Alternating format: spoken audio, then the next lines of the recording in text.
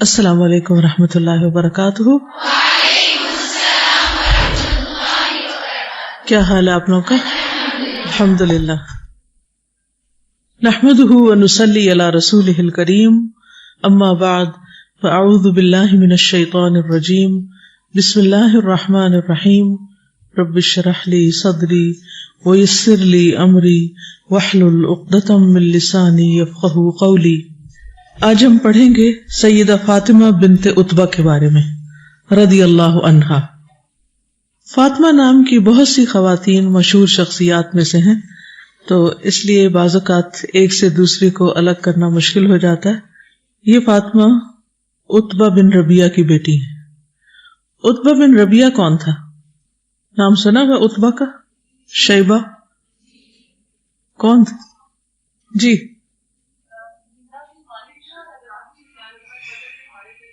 جی شاباش، جو جنگ بدر میں سب سے پہلے مارے گئے لوگ تھے ان میں سے ایک عتبہ بھی تھا۔ یہ کہہ رہی ہے کہ ہند کے والد، تو پھر یہ کیا لگی ہند کی بہن؟ یس، یہ عتبہ بن ربیعہ کی بیٹی تھی جو دشمن اسلام تھا، انتہائی بدبخت شخص۔ اور شیبہ ایک اور دشمن اسلام، وہ اس کا چچا تھا۔ بھائی کا نام ولید تھا۔ یہ جو لکھا ہوا نا کہ والد کا نام ولید بن عتبہ تھا، یہ غلطی سے لکھا گیا۔ والد کا نام عتبہ تھا، عتبہ بن ربیعہ، اور چچا شیبہ، اور بھائی کا نام ولید تھا۔ شوہر کا نام عقیل بن ابی طالب۔ عقیل کون تھے؟ حضرت علی کے بھائی تھے۔ تو آپ سوچئے کہ کون تھی پھر یہ؟ کس کی بھابھی تھیں؟ جی حضرت علی کی۔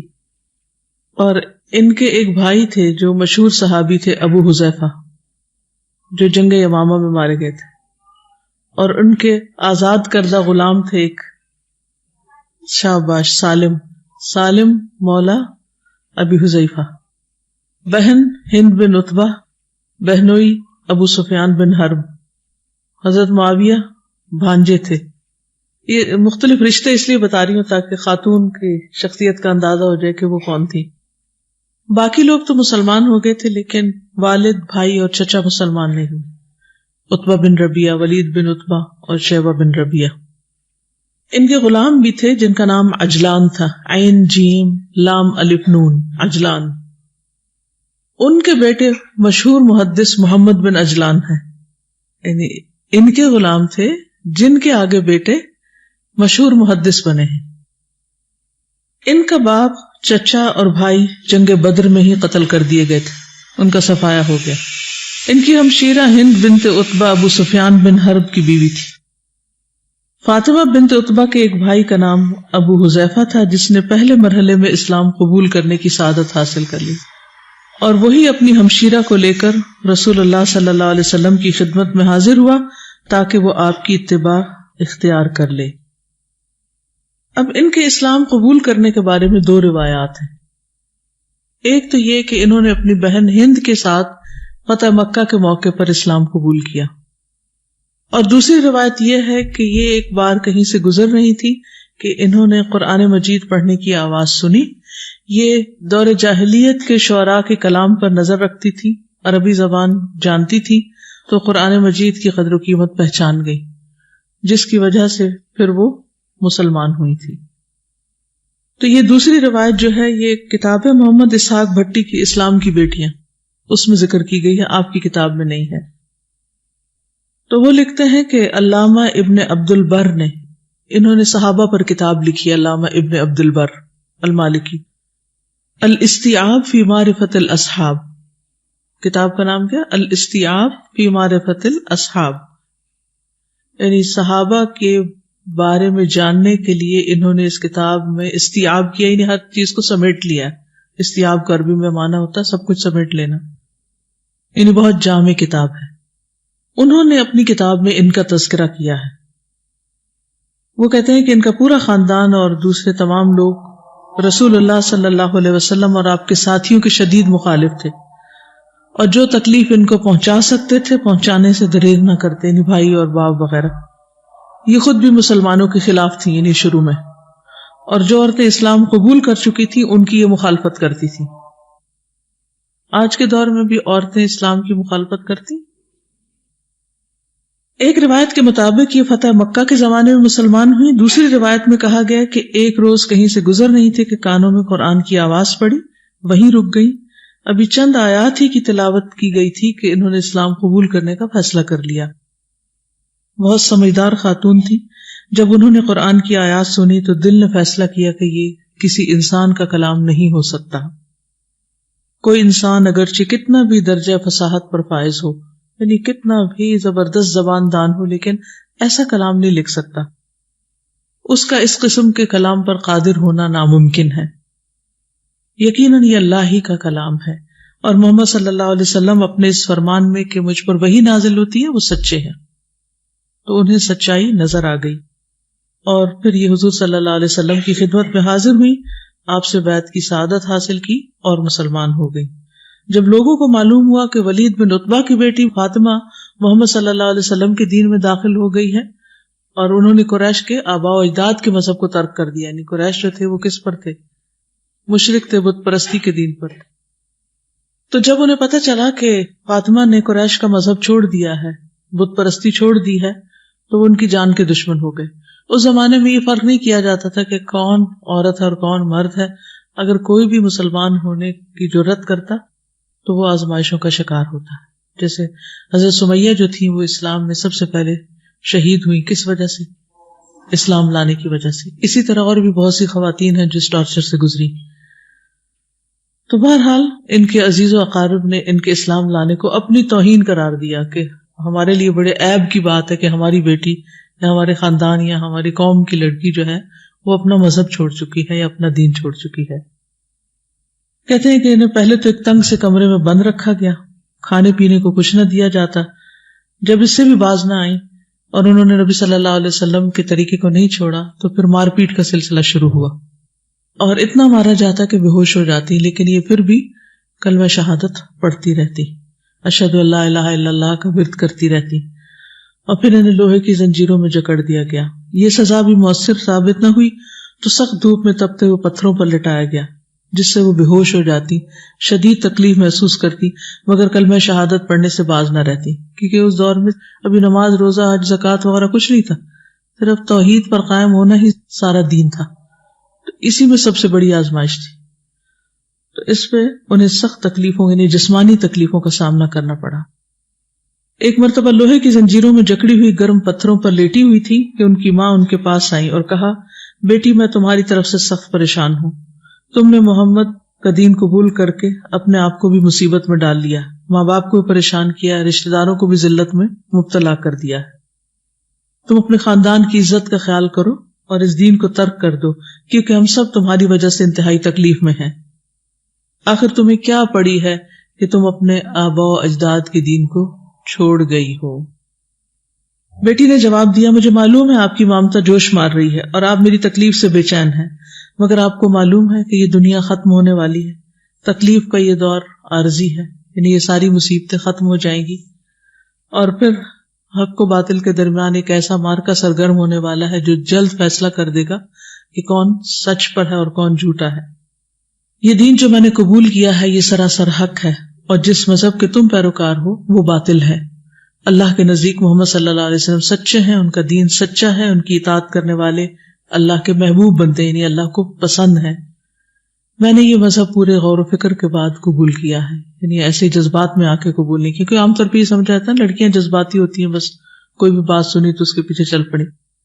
کہتے نہیں, میں نے سوچ سمجھ کے قبول کیا ہے. جس چیز کو میں صحیح سمجھتی ہوں اسے کسی صورت بھی چھوڑ نہیں سکتی. جس چیز کو میں صحیح سمجھتی ہوں اس کو میں کسی صورت بھی چھوڑ نہیں سکتی. تو اپنی والدہ کو کہتی ہیں کہ آپ مجھے اس دین کو چھوڑنے کے لیے کہتی ہیں, حالانکہ آپ جس دین پر ہیں اس کے بارے میں آپ کو سوچنا چاہیے اور اس کے طریقے کو چھوڑ کر اسلام میں داخل ہو جانا چاہیے, کیونکہ جو کچھ محمد صلی اللہ علیہ وسلم لے کر آئے ہیں وہ بالکل سچ ہے. اور کہتے ہیں کہ ان ساری اذیتوں اور تکلیفوں کے باوجود بہت دھیمے مزاج کی خاتون تھی, بہت سمجھدار تھی, عقل مند تھی, اور جذباتیت نہیں تھی ان کے اندر.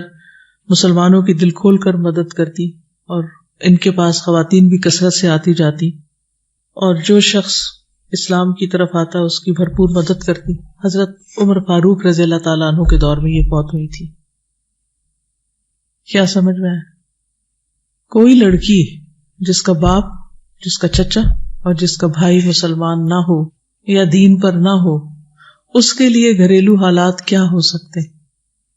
ہو سکتا ہے آپ میں سے بھی کسی کو کچھ ایسا ہی مسئلہ درپیش ہو کہ والد بھی دین پر نہیں ہے، چچا بھی نہیں ہے، ماموں بھی نہیں ہے، کوئی مرد خاندان کا جو ہے وہ سپورٹر نہیں ہے، لیکن آپ کے دل میں اللہ نے دین کی، قرآن کی، اسلام کی محبت ڈال دی ہے، اور وہاں سے سب پریشرز بھی ہیں. تو ان کے مقابلے میں آپ کون سا راستہ اور کون سا طریقہ اختیار کر رہی؟ خوش قسمت ہے وہ سب کہ جن کو گھریلو اور خصوصاً گھر کے مردوں کی سپورٹ حاصل ہے اور ان کی طرف سے انکریجمنٹ.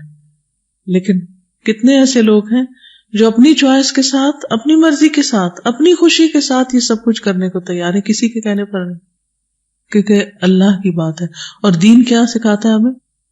دین کا پیغام یہی ہے اور اصل دین یہی ہے کہ اللہ اور اس کے رسول ہمیں ہر چیز سے زیادہ محبوب ہو جائیں، ہر چیز سے زیادہ، اپنے والدین سے، اپنے بہن بھائیوں سے، اور باقی تمام دنیا کے سب انسانوں سے.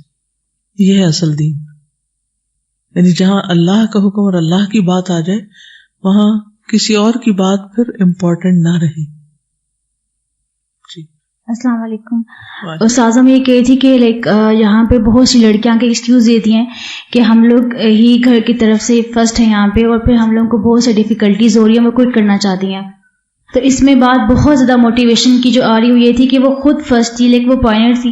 اور جیسے کہ ابراہیم علیہ السلام اپنے گھر میں سے خود تھے اور ان کے والد جو تھے وہ نہیں تھے دین پہ، لیکن وہ فرسٹ تھے. بالکل ایسے اگر ہم گھر میں سے خود فرسٹ ہیں اور پوری فیملی کو بعد میں ہم لے کر آ سکتے ہیں، تو ہمیں یہاں پہ کام کرنا چاہیے، گھبرانا نہیں چاہیے اور اس سے پریشان نہیں ہونا چاہیے، کیونکہ صحیح نیت کا مطلب ہی یہی ہے. ہر کام اللہ کے لیے کرنے کا مطلب ہی یہی. اگر آپ پیرنٹس کے لیے کر رہے ہیں نا تو نیت خراب ہے. کیسے؟ ان کو خوش کرنے کے لیے کہ میری امی کو بہت پسند ہے، وہ چاہتی ہیں کہ میں کچھ بن جاؤں. تو جب آپ کچھ کرتی ہیں، کچھ اچیو کرتی ہیں، تو پھر آپ کو امی کا خیال آتا ہے کہ امی تو بہت خوش ہوں گی اس سے. تو یہ نہیں آنا چاہیے. جو ہی امی ابا کا خیال ہے تو فوراً سوچنا چاہیے نہیں، مجھے یہ سوچنا چاہیے کہ میں اپنے رب کو کیسی لگ رہی ہوں، کیونکہ اس کے حکم کی وجہ سے میں یہ سب کچھ کر رہی ہوں. تو اس طرح یہ ہوگا کہ آپ دین کو اون کریں گے، اس کو اپنا سمجھیں گے.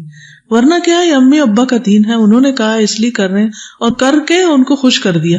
جیسے لوگ دنیا کی ڈگریاں کرتے ہیں ماں باپ کو خوش کرنے کے لیے، خواہ ان کو سبجیکٹس پسند نہ بھی ہو. تو یہ کیفیت نہیں ہونی چاہیے. یہ آپ کی اپنی چوائس ہونی چاہیے، فری ول کے ساتھ، اپنی مرضی کے ساتھ، اپنی خوشی کے ساتھ، اور اپنا فیصلہ. السلام علیکم. یہاں پہ نا سکسیس کا بہت بڑا راز پتہ چل رہا ہے. ایک تو یہ کہ اتنی زیادہ ڈیفیکلٹیز کے باوجود وہ یہ کہہ رہی تھی کہ جس چیز کو میں اچھا سمجھتی ہوں اس کو میں چھوڑ نہیں سکتی. اور دوسرا ان کا فرم بلیو کہ وہ کہہ رہی تھی آخرت ضرور آئے گی، مطلب یہ دنیا فانی ہے.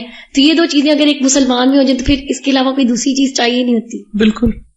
ہمیں اس موقع پر اپنا احتساب کرنے کی ضرورت ہے کہ ہم کوئی بھی جو کام کریں کس کے لیے کر رہے ہیں اور کیوں کر رہے ہیں، اور کیا واقعی اس کو سچ بھی سمجھتے ہیں جو کچھ ہمیں قرآن مجید میں بتایا جاتا ہے یا جو کچھ نبی صلی اللہ علیہ وسلم کی سیرت میں. اور اگر وہ سچ ہے اور یہ حقیقت اور ایسا ہو کر رہے گا جو کچھ کہا گیا، تو پھر ہمیں اسے ایکسپٹ کرنے میں اور اسے اپنی زندگی کا حصہ بنانے میں کیا چیز رکاوٹ ہے؟ آخر ہم اس کو مان کیوں نہیں جاتے؟ تو وہ نکتہ کیا ہے، وہ فرق کیا ہے کہ ایک خاتون کو ایک بات سمجھ آ جاتی ہے اور ہم بھی خواتین ہیں، ہمیں وہ بات سمجھ نہ آئے. استاذہ مجھے ایک بات بہت زیادہ فیل ہو رہی تھی کہ ان کی نظر اٹسلف خود بہت زیادہ آخرت پہ ہے. جب ان کی مدر بھی آتی ہیں کہ تمہاری یہ حالت ہے تم یہ دیکھو، تو وہ ان کو بھی آخرت کی طرف لے جاتی ہیں کہ وہاں کے کمفرٹس جو ہے.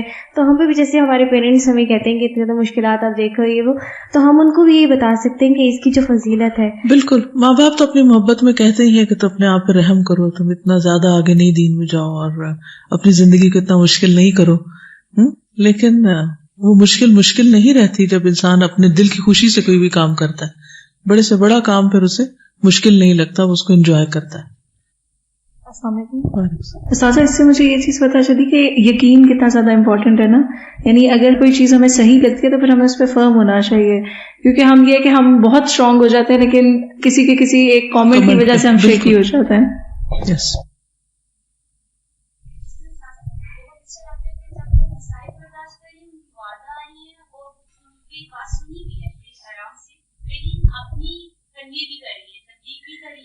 بالکل صحیح، انسان بیزار ہو جاتے ہیں. ٹھیک ہے.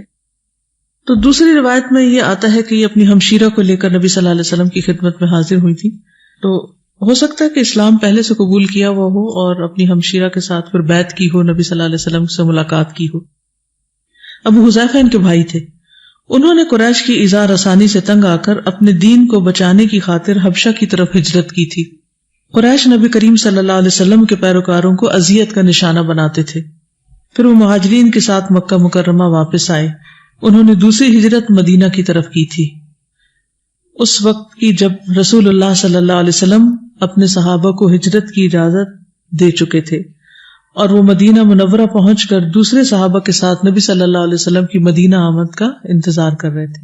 یعنی ابو حذیفہ نے نبی صلی اللہ علیہ وسلم سے پہلے ہجرت کر لی تھی، جیسے مصعب بن عمیر تھے، کچھ اور لوگ تھے، اور وہ بھی آپ کا انتظار کر رہے تھے کہ اب مدینہ میں نبی صلی اللہ علیہ وسلم کب پہنچے. جب آپ مدینہ پہنچے تو استقبال کرنے والوں میں وہ پیش تھے.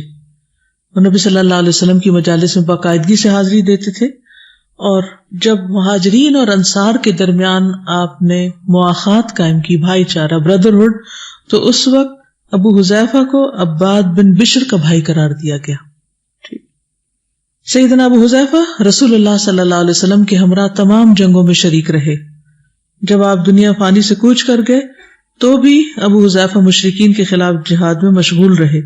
انہوں نے اپنی زندگی کی آخری جنگ یمامہ میں لڑی.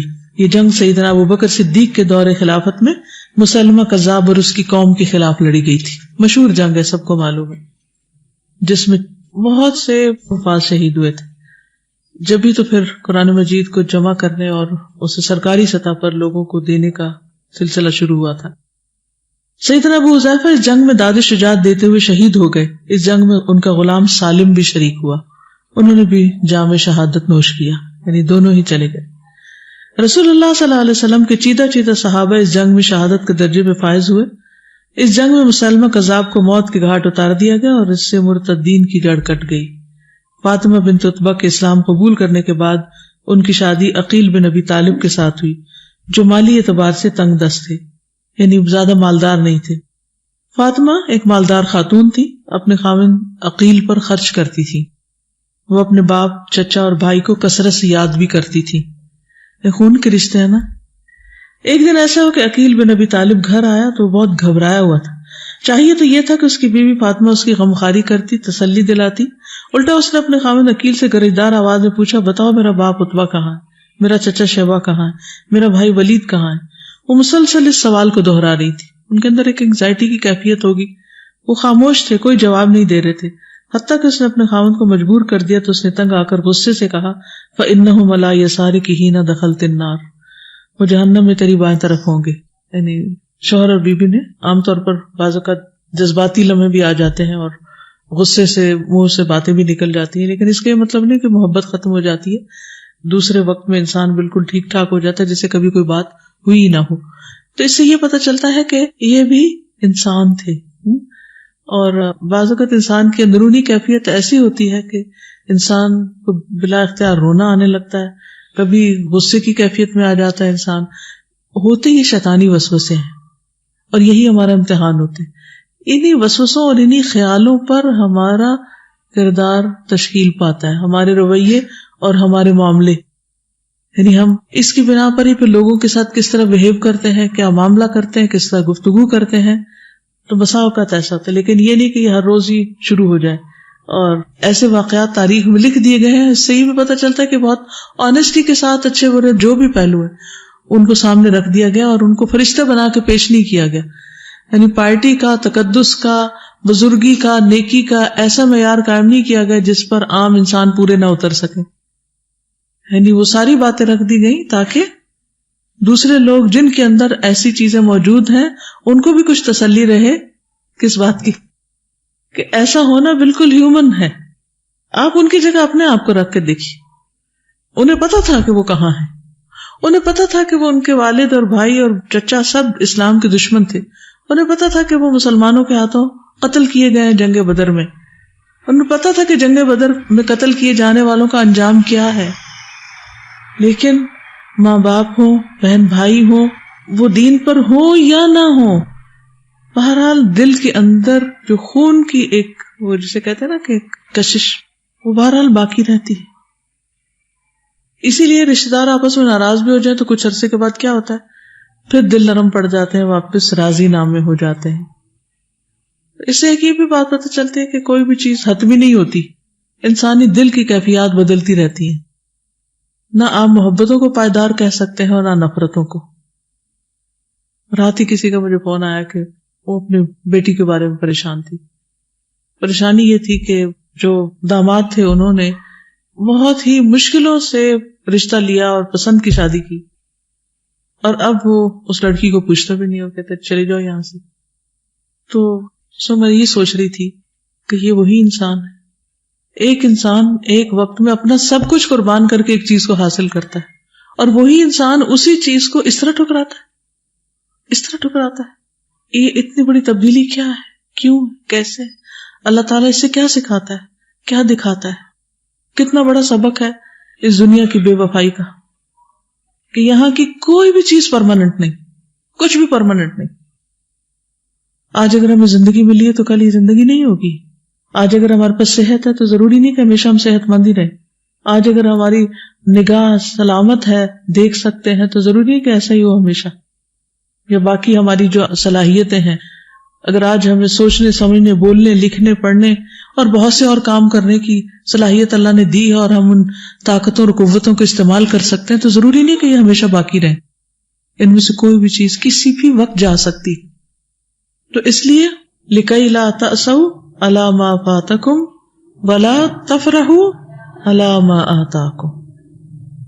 جو ہاتھ سے چلا جائے اس پر دکھی نہ رہو، اور جو ملے اس پر اتراؤ نہیں. کوئی چیز اترانے کی نہیں، نہ مال و دولت، نہ خاندان، نہ حسب، نہ نسب، کوئی چیز. سب جانے والے، سب ختم ہونے والے. جیسے بے شمار ستارے ٹوٹ کے گر جاتے ہیں، کتنے بڑے بڑے ہیوج ہوتے ہوں گے، اور کیسے ٹوٹ کے ختم، فوت ہو جاتے ہیں اور ڈسٹ بن جاتے ہیں، ٹکڑے ٹکڑے ہو جاتے ہیں، زمین پہ کچھ گر جاتے ہیں. انہی ستاروں میں سے ایک سیارہ ہماری زمین ہے، یہ پلانٹ. اس نے بھی کسی دن ایسے ہی بس چلے جانا ہے، ختم ہو جانا ہے. اور جو کچھ اس کے اندر ہے سب، کل من علیہا فان، ہر چیز فنا ہو جانے والی. اس وقت میں اور آپ کہاں ہوں گے؟ اس وقت ہماری حیثیت کیا ہوگی؟ اس وقت ہماری پہچان کیا ہوگی؟ ہم کس کھاتے میں ہوں گے؟ کہاں کھڑے ہوں گے؟ کون پوچھے گا ہمیں اس وقت؟ اس وقت ہماری حیثیت صرف ہوگی جو ہمارے پاس عمل کی پونجی ہوگی. باقی کوئی نام، کوئی شہرت، کوئی دولت، کوئی ڈگری، یہ جو کچھ دنیاوی معیار ہے نا کسی شخصیت کو نمایاں کرنے اور بڑا بنانے، ان میں سے کوئی چیز بھی کام نہیں آئے گی. حتیٰ کہ نہ اولاد نہ مال، یوم لا ینفع مال ولا بنون. ایک ہی پونجی ہوگی صرف، اور وہ اپنے عمل کی، جس کو ہم سب سے پیچھے رکھ دیتے ہیں. اور یہی چیز انسان کے اندر پھر استقامت لاتی ہے. اور استقامت ایسی صفت ہے جس کے ذریعے اللہ سبحانہ وتعالیٰ بندے کو پسند کرتا ہے، بندے سے محبت رکھتا ہے. اور پھر جب اللہ تعالیٰ کسی سے محبت رکھتا ہے تو اس کو مزید نیکیوں کی توفیق دیتا ہے، اس کو ان کاموں کی طرف لے جاتا ہے جو اس کے حق میں بہتر ہوتے، خود اس کو راہیں دکھاتا ہے. اور پھر اس طرح انسان ان نیکی کے رستوں پر چل کر اللہ کا محبوب بن جاتا ہے. تو ان کی زندگی دراصل استقامت کی زندگی، کہ جس چیز کو حق سمجھا، سچ سمجھا، اس کو پھر چاہے ماں باپ ہو یا کوئی بھی، اسے نہیں چھوڑا. اور جو شخص آخرت کو حق سمجھتا ہو، جہنم کو حق سمجھتا ہو، پھر اسے اگر یہ پتا اس کا باپ اور بھائی اور اس کا چچا جہنم میں ہے تو اس کی کیفیت کیا ہوگی. اچھا، عموماً ہمارے اوپر جب اس قسم کی دیوانگی جیسی کیفیات آتی ہے نا، جب ہم کسی پریشانی کا شکار ہوتے ہیں تو ہم کس سے شیئر کرتے ہیں؟ جب ہم تل ملا رہے ہوتے ہیں، کوئی سوال ہمارے اندر ہمیں بے چین کر رہا ہوتا ہے، یا کوئی ایسی کیفیت سوچ کے ہمیں پریشان کرتی ہے، تو ہم کس کے پاس جاتے ہیں؟ ہم انتہائی بے وقوفی والے سوال کس سے کرتے ہیں؟ جب ینگ ہوتے ہیں پہلے اپنے ماں یا باپ سے کرتے ہیں، یا کسی بڑی بہن سے، یا پھر کسی دوست سے. جب شادی ہو جاتی ہے تو سارا نظرہ شوہر پہ گرتا ہے، بتائیں نا، یہ اس کا جواب دیں مجھے، حالانکہ پتا ہوتا کوئی جواب نہیں، کہ پلٹ پلٹ کے انہیں سے پوچھ رہے ہوتے ہیں. تو یہ بالکل ایک ٹپیکل گھریلو سیناریو ہے جو کہیں پر بھی ہوتا ہے. عقل مند سے عقل مند انسان اور سمجھدار سے سمجھدار انسان ایسی کیفیات میں مبتلا ہوتا ہے اور اس قسم کے سوال کرتا ہے.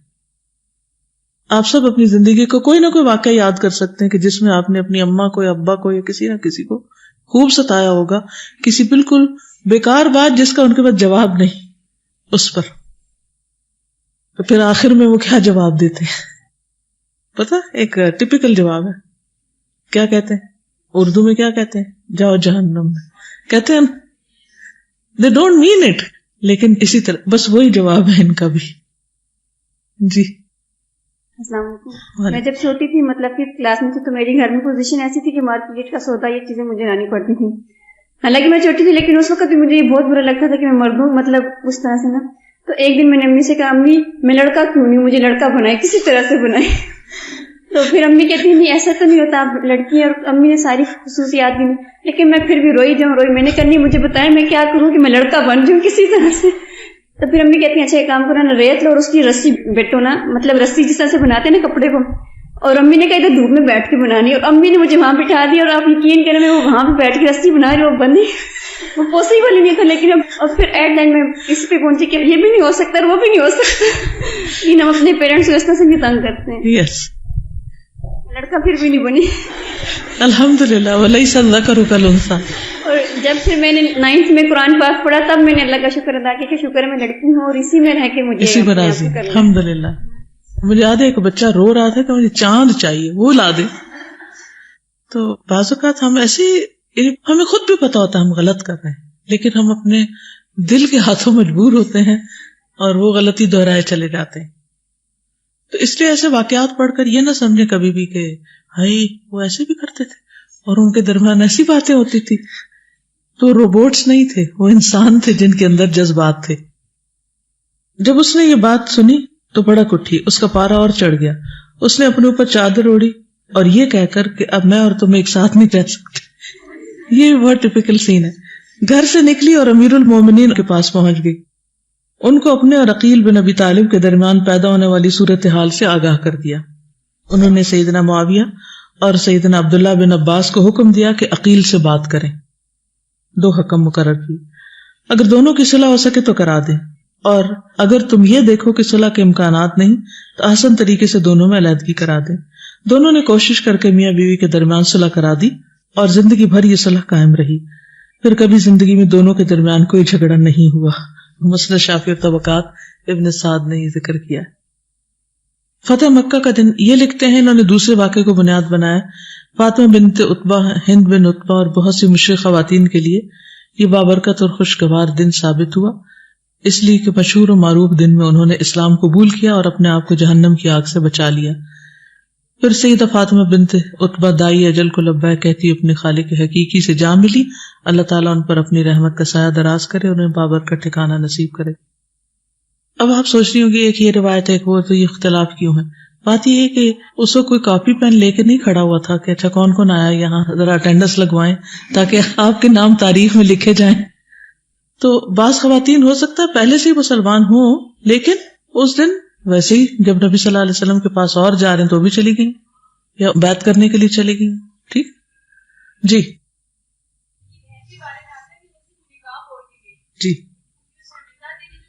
یس بالکل، وہ تو پورا ان کا تو مکالمہ ہے نا، اس کا کچھ حصہ انشاءاللہ اگر ٹائم ملا تو بھی بتاؤں گی میں. انہوں نے نبی صلی اللہ علیہ وسلم سے کس قسم کے سوالات کیے تھے.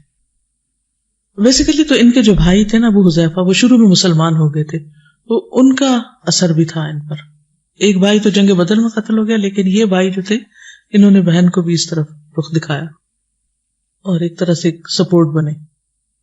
اصل میں ہم بعض اوقات کسی چیز کو ایک خاص بات سے منسلک کر دیتے کہ یہ اس کی وجہ ہے، حالانکہ کسی بھی کام کے لیے ایک سے زائد وجوہات بھی ہو سکتی ہیں. یہ اصول بھی زندگی میں یاد رکھیے.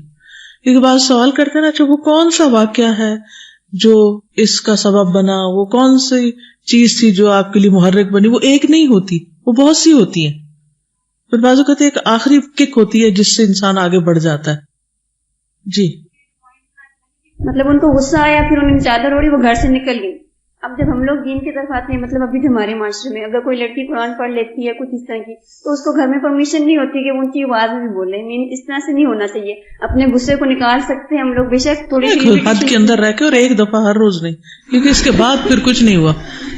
یعنی انسان ہونے کے ناطے کبھی ہماری آواز بلند ہو سکتی ہے, کبھی غصہ آ سکتا ہے, کبھی ہسبینڈ وائف کی کوئی لڑائی ہو سکتی ہے, تو میں ہو سکتی ہے, لیکن وہ چیزیں غصے کی ہوں, بس غصے کی حد تک رہیں, اور اس کے بعد جب غصہ ٹھنڈا ہو تو انا کا مسئلہ نہ بنائیں, واپس پلٹ آئیں. ٹھیک ہے نا استاذہ, میں بھی یہ بات کہنا چاہ رہی تھی کہ یہ آتا ہے کہ ایک دفعہ ایسا ہو, دوبارہ زندگی میں کبھی ایسا نہیں ہوا. بعض اوقات ہم اپنی خرابی, اپنی برائی کو یہ کہہ کے کہ ہم تو انسان ہیں, بجائے اس کے کہ ہم اصلاح کریں, یہ تزکیہ کریں, اس کو اسی ورڈ میں کہ ہم انسان ہیں اور سب کچھ جانے دیتے ہیں. لیکن یہ کہ وہ بہت کم کبھی کبھار ہے. اپنے کسی ایٹیچیوڈ کو, اپنے رویے کو اس کا نام نہیں دے سکتے کہ ہم ہمیشہ ایسے ہی کرتے ہیں.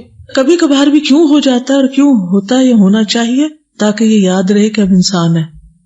ٹھیک ہے نا, ہم انسان ہیں, ہم فرشتے نہیں بن گئے. استاذہ, جب ان کی والدہ ان کے پاس آئی تھی کہ تم نے اپنی جان کو کیوں مشکل میں ڈالا ہوا ہے, تو انہوں نے کہا تھا کہ یہ دنیا ہے وہ فانی ہے. تو اس پر مجھے باجی نے 1-2 دن پہلے ہمیں سینگ بتائی تھی, وہ مجھے یاد آ رہی تھی کہ لذتوں کی خاطر جو ہے وہ کبھی گناہ نہ کرو. لذت ختم ہو جائے گی لیکن گناہ جو ہے وہ باقی رہ جائے گا. اسی طرح مشکل کی خاطر جو ہے وہ کبھی نیکی نہ چھوڑو, مشکل ختم ہو جائے گی لیکن نیکی باقی رہ جائے گی. بالکل. السلام علیکم. مجھے یہ لگتا ہے کہ جب بھی آپ سچائی کی طرف آتے ہیں تو مشکلات ضرور آتی ہیں, کیونکہ شیطان جو ہوتا ہے وہ چاہتا ہی نہیں ہے کہ ہم سچائی کی طرف جائیں. تو وہ ہمارے لوگوں کے درمیان ضرور حائل ہوتا ہے, اور وہ ایسے ایسے مراحل سے آپ کو گزارتا ہے کہ عنقریب ہوتا ہے کہ آپ پھر جائیں. لیکن ان سے یہ بات سمجھ لگی کہ وہ ڈٹی رہی نا, اور استقامت کو ہاتھ سے جانے نہیں دیا. اور یہ بھی بات سمجھ لگتی ہے کہ دین پر چلنا اگرچہ سمجھے تو آسان ہے, لیکن اگر شروع میں خاص طور پہ مجھے لگتا ہے کہ زیادہ مشکلات کا سامنا کرنا پڑتا ہے. لیکن اگر ہم اپنا رزلٹ اگر ہم دیکھتے ہیں نا کہ آگے اس کا اینڈ کیا ہوگا, تو وہ ذرا ایک موٹیویشن دیتا ہے کہ کچھ بھی ہو کہ آپ کو مشکلات پر چل کر ہی آپ کو انجام اچھا ملے گا. قرآن مجید میں بھی آتا ہے نا, احسب الناس ان یترکوا ان یقولوا آمنا وهم لا یفتنون. کیا لوگوں نے یہ سمجھ رکھا ہے کہ وہ اتنا کہنے پر چھوڑ دیے جائیں گے کہ ہم ایمان لائے اور وہ آزمائے نہ جائیں گے؟ جنت ایسے تو پلیٹ میں رکھی نہیں مل جائے گی, اس کے لیے کچھ ایفرٹ کرنی پڑے گی, کچھ سہنا پڑے گا, اور وہ صبر کرنا پڑے گا. اور اس کے لیے اللہ تعالیٰ نے پھر اتنا موٹیویٹ کیا کہ اس کے لیے پھر اجر کتنا ہے تمہارے لیے, جتنی مشکلات ہیں تو پھر اجر بھی تو ہے اللہ تعالیٰ نے رکھ دیا ساتھ. کچی اینٹوں کا تو گھر نہیں بن سکتا, وہ تو گر جائے گا, تو پکی اینٹیں بننے کے لیے ان کو تپانا پڑتا ہے. السلام علیکم. یہ جو اس میں یہ بات ہے کہ ان کو غصہ آیا تو چادر اوڑھی اور گھر سے نکلی, تو یہ بات مجھے ہوئی کہ ٹھیک ہے, ایک طرف ایک ویکنس تھی جو بھی ان کے درمیان ہوا, لیکن دوسری طرف انہوں نے حیا کے دامن کو ہاتھ سے نہیں چھوڑا. جبکہ ہم دونوں ایکسٹریمز میں, چاہے وہ غصہ ہو, تکلیف ہو, کسی کی ڈیتھ ہو جائے یا کوئی خوشی ہو, شادی بیاہ, سب سے پہلے جو چیز ہاتھ سے چھوٹتی ہے وہ حیا ہوتی ہے. تو انہوں نے اس چیز کا خیال رکھا. بالکل. اور دوسری بات یہ کہ وہ خلیفہ کے پاس گئی انصاف لینے کے لیے, ادھر ادھر نہیں کہ اپنے ماں باپ کو جا کے شکایتیں لگائیں یا کوئی سپورٹر ڈھونڈے. ہم بعض اوقات مسئلہ ہوتا ہے نا تو اس کے لیے حل کا طریقہ غلط ڈھونڈتے ہیں, ادھر ادھر ارریلیونٹ لوگوں سے باتیں کرتے رہتے ہیں, اور جہاں بات کرنی چاہیے وہاں ڈر کے مارے نہیں کرتے.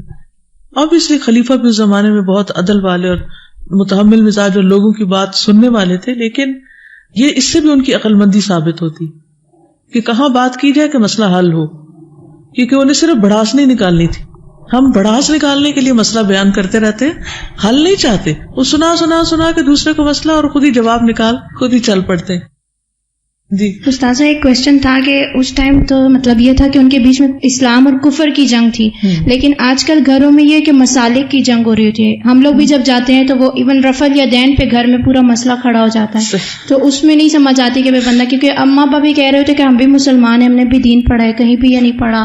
اور پھر اگر گھر کے اور فرد ہوتے وہ بھی یہی کہتے, لیکن وہ کہتے کہ تم لوگ اگر آج نے ابھی تک نہیں پڑھا تو آپ پڑھ لیں, میں آپ کو بخاری دکھا دیتی ہوں. وہ تو مطلب استاذہ ہمیں تو پتہ ہے لیکن وہ اس طرح سے نہیں سمجھتے. تو مسالک کی جنگ میں اس کو, جی بالکل, مسالک کی جنگ کوئی بھی حجاب کی ہو یا حیا کی ہو یا کچھ بھی, تو ایسے سارے مواقع پر سب سے پہلے تو خود کول ڈاؤن رہنا چاہیے اور اینٹیسپیٹ کرنا چاہیے اور سوچنا چاہیے کہ یہ ہوگا, اور پہلے سے سوچ کر رکھے میں نے کیا کرنا ہے جب یہ ہوگا, یعنی تیاری رکھے. ایک تیاری ہوتی ہے ہتھیاروں کے ساتھ اور ایک ہوتی ہے بغیر ہتھیاروں کے جنگ کی. تو جو اس طرح کی جنگی ہوتی ہے وہ بغیر ہتھیاروں کی ہوتی, اور اس کے ہتھیار علمی دلائل ہوتے ہیں یا صبر و استقامت اور اخلاق ہوتا ہے. تو اخلاق کا مظاہرہ کرتے ہوئے پہلے تو دوسرے کی پوری سنیں, وہ کیا رہا ہے, کاٹے نہیں بیچ میں سے, اور جب ساری سن چکے تو اس کے مطابق پھر ان سے کہیں کہ کیا آپ واقعی جاننا چاہتے کہ میں کیوں کر رہی ہوں, میرے دلائل یہ ہیں. پھر اپنے دلائل بیان کریں. لیکن اگر آپ نے ان کی سنی نہیں اور اپنے شروع کر دیے تو اس سے بھی حکمت کے خلاف ہو جائے گا. جی مجھے یہ لگتا ہے کہ عورتوں کو سکھایا جاتا ہے کہ اپنے جو جذبات ہیں ان کو ڈسکاؤنٹ کریں ہمیشہ, کہ ان کو کبھی کہا جاتا ہے کہ وہ کسی سیریس معاملے میں کوئی سٹینڈ لینا چاہیں, ان کو کہا جاتا ہے کہ جذباتی عورتیں یا کم عقل نہیں, بہت کامن بات ہے. تو یہ کہ اس وقت عورتیں پھر بہت اچھا فیصلہ کر کے اس پہ جمنا بھی چاہتی, لیکن اس وقت کہتی ہے کہ اچھا سب لوگ اکٹھے ہو کے یہ بات کہہ رہے ہیں تو شاید میں غلط فیصلہ کر رہی ہوں. دوسری ایکسٹریم یہ ہوتی ہے کہ وہ کہتے ہیں ہم نے کسی کی بات سننی ہی نہیں ہے, دوسری حد سے نکل جاتی ہے کہ ہم انڈیپینڈنٹ ہیں, ہم لوگ مطلب ایک ورکنگ ویمن ہے, کوئی بھی ہے کسی بھی طریقے سے کہتی ہے کہ ہم کسی کی نہیں سننا چاہتے, تو وہ دوسری ایکسٹریم کی طرف چلے جاتے ہیں. تو اس معاملے میں مجھے ان کا رویہ بہت زیادہ اچھا لگا ہے کہ انہوں نے پہلے تو ایک فیصلہ کیا, پھر اس پہ ڈٹ کی. اتنی شدید تکلیفیں کسی عورت کو ملے کہ مجھے سے پہلے یہی پتا تھا کہ بلال کو اس طرح کی تکلیفیں دی گئی تھی. پھر جب ان کی والدہ ان کے پاس ہے تو انہیں غصہ نہیں کیا, برہمی کا اظہار نہیں کیا, بلکہ ان کو بھی آرام سے سمجھایا, حالانکہ اس حالت میں کہ وہ بندی نہیں ہے. تو ایک بہت زیادہ اس سے ہمیں رویہ پتہ چلتا ہے کہ ہمارا کیا ہونا چاہیے, کہ ہم نے کس طرح حکمت کے ساتھ اس چیز کو دی. بالکل, بہت اچھا. السلام علیکم استاذہ, میں یہ کہہ رہی تھی کہ ہمیں اگر کسی کی طرف سے آتی ہے مخالفت ہو رہی بھی ہوتی ہے تو ہماری امی یا بہن ہمارے ساتھ ہوتی ہے. تو میں دیکھ رہی تھی ہند بن عتبہ جو ان کی بہن تھی, شروع میں وہ کیسی تھیں, تو مطلب کتنی مخالفت وہ اسلام کی کر رہی تھی. تو میرے مائنڈ میں یہی آ رہا تھا کہ دو بہنوں کا کتنا آپس میں ملنا ہوتا ہے اور کتنا زیادہ مائنڈ میچ کر رہا ہوتا ہے کہ وہ ایک دوسرے کی بات سمجھ رہی ہوتی ہیں, لیکن ان میں کتنی مخالفت تھی. اور یہ پھر بھی دین کی طرف آئی, انہوں نے کیسے استقامت اختیار کی. بالکل, صرف ایک بھائی تھے اور وہ بھی ہجرت کر کے چلے گئے, اور باقی سارا خاندان جو ہے وہ مسلمان نہیں ہے. جی سر مجھے یہ بات بہت ان کی اچھی لگ رہی ہے کہ جو یہ کہا کہ میں جس چیز کو سچ سمجھتی ہوں اس کو میں نے اختیار کیا, کہ یہ شرح صدر کی علامت ہے. ہم بھی خاص طور پر قرآن سے ظاہر پڑھا رہے ہیں تو زندگی میں بہت سے ٹائم ایسے آتے ہیں کہ ڈیسیژن کرنے پڑتے ہیں, جیسے وہ مسلک والی بچی نے بھی کہا. تو ہمارا بھی یہی ہے کہ اتنا شرح صدر ہمیں ہونا چاہیے قرآن پاک پڑھنے کے بعد, خاص طور پر کہ حق کیا ہے اور اس کو نہیں ہم چھوڑ سکتے, اور اس کو کیسے آگے لے کے چلنا ہے. زندگی میں بہت سی دنیا کے معاملے میں ہمیشہ ہم بیسٹ کی تلاش کرتے ہیں نا, بیسٹ پریکٹس, یعنی کہ بہترین چیز کا انتخاب کرتے ہیں. تو دین کے معاملے میں بھی ہم یہ نہیں کہتے کہ اگر آپ نے کسی اور مسئلہ کو فالو کیا تو نعوذ باللہ آپ کافر ہو جائیں گے یا کچھ, لیکن جب ایک اعلیٰ درجے کی چیز موجود ہے تو اس کو چھوڑ کر, ایک صحیح ترین چیز کو چھوڑ کر ایک دوسری چیز کو اس کے مقابلے میں کیوں لیا جائے. پھر چوائس کی بات ہے. یہ جو عتبہ اور شیبہ وغیرہ ہیں, ان کے کردار کے بارے میں کچھ چیزیں. جابر بن عبداللہ کہتے ہیں ایک دن قریش جمع ہوئے اور کہا اس شخص کو دیکھو جو تم میں سب سے زیادہ جادو, کہانت اور شعر کا جاننے والا ہے. بس وہ اس شخص کے پاس جائے جس نے ہمارے اتحاد کو پارا پارا کر دیا. یعنی نبی صلی اللہ علیہ وسلم نے نعوذ باللہ یہ کہ ڈویژنز کر دی ہیں اور ہمارے معاملے کو تتر بتر کر دیا اور ہمارے دین کو عیب لگایا. بس وہ اس سے جا کر بات کرے اور دیکھے کہ وہ کیا جواب دیتا ہے. انہوں نے کہا کہ ہم عتبہ بن ربیعہ کے علاوہ کسی کو نہیں جانتے. تو انہوں نے کہا تم جاؤ گے اے ابو الولید. عتبہ آپ کے پاس آیا اور کہا اے محمد تو بہتر ہے یا عبداللہ, یعنی باپ کی طرف اشارہ کیا, آپ کے والد کی. تو رسول اللہ صلی اللہ علیہ وسلم خاموش ہو گئے. پھر اس نے کہا تو بہتر ہے یا عبد المطلب. تو پھر رسول اللہ صلی اللہ علیہ وسلم خاموش ہو گئے. پھر اس نے کہا اگر تم یہ دعویٰ کرتے ہو کہ یہ لوگ تم سے بہتر تھے تو ان لوگوں نے بھی انہی معبودوں کی پرستش کی ہے جن کو تم عیب لگاتے ہو. دلیل دیکھی آپ نے, نہیں سمجھ آئی. مثلاً اگر آپ کے والدین کسی اور طریقے پر ہوں اور آپ کو کوئی اور بات سمجھ آ گئی ہو تو ہو سکتا ہے آپ سے بھی کوئی کہے کہ آپ بہتر ہیں یا آپ کی والدہ بہتر تھی, آپ زیادہ عقل مند ہیں یا آپ کے والد زیادہ عقل مند تھے, آپ زیادہ عقل مند ہیں یا فلاں عالم زیادہ عقل مند ہے. لوگ ایسے کہتے ہیں نا کہ تم کیا 4 دن پڑھنے کے بعد وہ طریقہ چھوڑ گئے جو ہمارے عالم ہمیں بتاتے ہیں. تو اس وقت اگر آپ یہ کہتے ہیں کہ میں بہتر ہوں تو کوئی مانے گا ہی نہیں, اور ہے بھی نہیں, سچ بات ہے.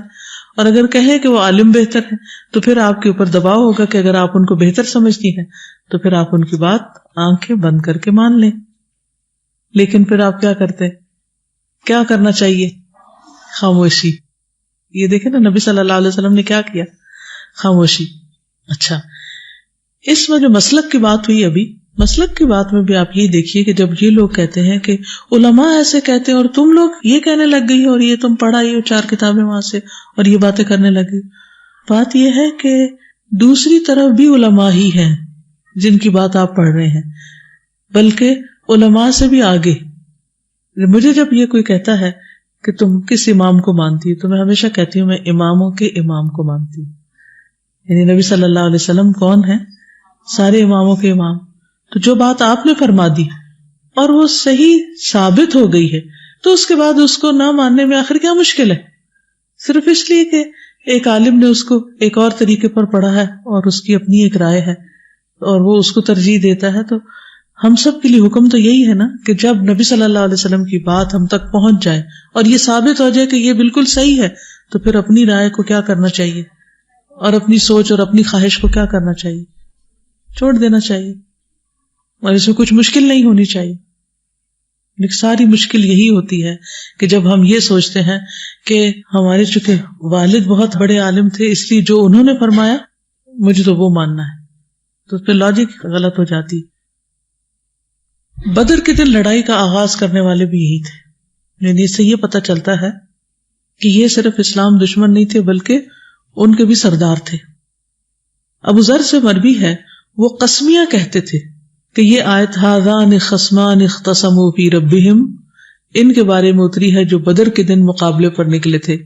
یعنی حضرت حمزہ، حضرت علی اور عبیدہ بن حارث، یہ مسلمانوں کی طرف سے 3 لوگ تھے، اور دوسری طرف عتبہ، شیبہ اور ربیعہ کے بیٹے ولید بن عتبہ، یہ کافروں کی طرف سے تھے. ٹھیک ہے، تو وہ مبارزت ہوتی ہے نا، پہلے آمنے سامنے آ کے جنگ ہوتی، تو یہ ایک ہی خاندان کے 3 لوگ اس میں شامل تھے اور تینوں ہی مارے گئے. علی رضی اللہ تعالیٰ عنہ کہتے ہیں، یہ سنن نبی داؤد کی روایت ہے کہ عتبہ بن ربیعہ آگے آیا، اس کے بعد اس کا بیٹا ولید اور اس کا بھائی اس کے پیچھے آئے. سب سے آگے کون تھا؟ عتبہ بن ربیعہ جو فاطمہ رضی اللہ تعالیٰ عنہ کے والد. پھر عتبہ نے آواز دی کون میرے مقابلے میں آئے گا؟ تو انصار کے کچھ جوانوں نے اس کا جواب دیا. اس نے پوچھا تم کون ہو؟ انہوں نے اسے بتایا ہم انصار کے لوگ ہیں. اس نے کہا ہمیں تمہاری ضرورت نہیں، یعنی ہم تم سے لڑنے نہیں آئے، ہم اپنے چچا زادوں کو مقابلے کے لیے چاہتے ہیں. تو رسول اللہ صلی اللہ علیہ وسلم نے فرمایا حمزہ تم کھڑے ہو، علی تم کھڑے ہو، عبیدہ بن حارث تم کھڑے ہو. تو حضرت حمزہ عتبہ کی طرف بڑھے اور میں شیبہ کی طرف بڑھا، یعنی حضرت علی، اور عبیدہ ولید آپس میں بھڑے اور ان کو 2 زخم لگے. دونوں میں سے ہر ایک نے دوسرے کو نڈھال کر دیا. پھر ہم ولید کی طرف مائل ہوئے اور اسے قتل کر دیا اور عبیدہ کو اٹھا کر لے آئے. اور بدر کے میدان میں ان کی لاشیں پڑی ہوئی تھی اور اس دن بہت زیادہ گرمی تھی، اور صحیح بخاری کی روایت میں آتا ہے کہ سورج کی گرمی نے شام تک ان کی لاشوں کو بدبودار کر دیا تھا. اور پھر ان سب کو کہاں دھکیل کے ڈال دیا گیا تھا؟ کلیب کے کنویں میں. انس بن مالک کہتے ہیں کہ رسول اللہ صلی اللہ علیہ وسلم نے بدر کے مقتولین کو 3 دن تک کسی طرح چھوڑے رکھا. پھر آپ ان کے پاس آئے اور ان پر کھڑے ہوئے اور انہیں آواز دی، اے ابو جہل بن ہشام، اے امیہ بن خلف، اے عتبہ بن ربیعہ، اے شیبہ بن ربیعہ، کیا تم نے وہ کچھ نہیں پا لیا جس کا تمہارے رب نے تم سے سچا وعدہ کیا تھا؟ میں نے تو وہ کچھ پا لیا جس کا میرے رب نے مجھ سے سچا وعدہ کیا تھا. حضرت عمر نے نبی صلی اللہ علیہ وسلم کا یہ فرمان سنا تو عرض کیا، اے اللہ کے رسول صلی اللہ علیہ وسلم یہ کیسے سن سکتے ہیں اور کیسے جواب دے سکتے ہیں؟ یہ تو مردہ لاشیں بن چکے ہیں. آپ نے فرمایا قسم ہے اس ذات کی جس کے ہاتھ میں میری جان ہے، تم میری بات کو ان سے زیادہ سننے والے نہیں ہو لیکن یہ جواب دینے کی قدرت نہیں رکھتے. پھر آپ نے حکم دیا کہ انہیں گھسیٹ کر بدر کے کنویں میں ڈال دو، تو ان کو اس میں پھینک دیا گیا. تو یہ ان کا انجام ہوا. لیکن دوسری طرف ان کے بھائی ابو حذیفہ جو تھے وہ مسلمان ہو گئے اور نبی صلی اللہ علیہ وسلم ان کو خاص مقام دیا کرتے تھے. ان کے غلام تھے سالم، جن کا بہت بڑا مقام ہے. نبی صلی اللہ علیہ وسلم نے فرمایا قرآن ان 4 لوگوں سے حاصل کرو، ابن ام عبد یعنی عبداللہ بن مسعود، اور آپ نے ابتدا ان سے کی، اور معاذ بن جبل اور ابی ابن کعب اور ابو حذیفہ کے مولا سالم یعنی آزاد کردہ غلام سالم سے. یہ قرآن کو سب سے زیادہ جاننے والے تھے. اس تاریخ سے مجھے بڑی حیرت ہوتی ہے کہ غلام جو ہیں وہ اتنا زیادہ علم رکھتے ہیں کہ وہ ماہر بالقرآن ہے، اور صحابہ میں سے جو 4 ٹاپ کے نام ہیں ان میں سے ایک ہیں. ایسا کیسے ہوا؟ ایسے کیوں ہو گیا؟ آج ہم مسلمانوں کے اندر یہ مثالیں نہیں دیکھتے، لیکن نان مسلمس کے اندر یہ دیکھتے ہیں کہ وداؤٹ ڈسکریمنیشن کوئی عورت ہے یا مرد ہے، مسلم ہے یا نان مسلم ہے، کس رنگ سے، کالا ہے یا گورا ہے، اگر کوئی بھی پڑھنا چاہتا ہے اور آگے جانا چاہتا ہے علم میں تو اس کے لیے دروازے کھلے. اور ہر قسم کے لوگ جو ہیں ان کے لیے علم حاصل کرنے کے بہترین مواقع ہیں. کسی کی غربت اس راہ میں حائل نہیں، اور کسی کا رنگ اور اس کی شکل یا کوئی اور چیز. آج ایسا کیوں ہو گیا ہے؟ کیا ہم اس کو ختم نہیں کر سکتے؟ کم از کم اپنے گھروں میں تو کریں. اگر آپ پڑھ رہے ہیں تو آپ کے سرونٹ کا بچہ کیوں نہ پڑھے؟ آخر کیوں نہ؟ اگر وہ ذہین ہے، پڑھنے کے لائق ہے، تو اس کو اچھے اسکول میں کیوں نہ داخل کرایا جائے، اس کو کیوں نہ آگے بڑھایا جائے؟ آج ہم نے درجہ بندی کر رکھی ہے، ڈویژنز کر رکھی ہیں، ان کے لیے اور طرح کا کھانا ہے، اپنے لیے اور طرح کا کھانا ہے، ان کا لباس اور طرح کا، اپنا اور طرح کا، ہر چیز میں فرق، اور بہت سی تعویلیں کرتے رہتے ہیں اس کے لیے. میں نہیں کہتی کہ ان کو بالکل کوئی سمجھ نہیں تو آپ اچھے لباس اپنا اتار کے ان کو اپنے جیسا پہنا کے ساتھ بٹھا لیں. شروع کہاں سے کریں؟ کس چیز کی کوالٹی سے؟ تعلیم کی کوالٹی سے، تعلیم سے شروع کریں. اسلام کی ترقی کا ایک بہت بڑا راز یہی ہے کہ اس نے انسان کو انسان سمجھا ہے، مساوات قائم کی ہے، اور آج یہ ختم ہو گئی.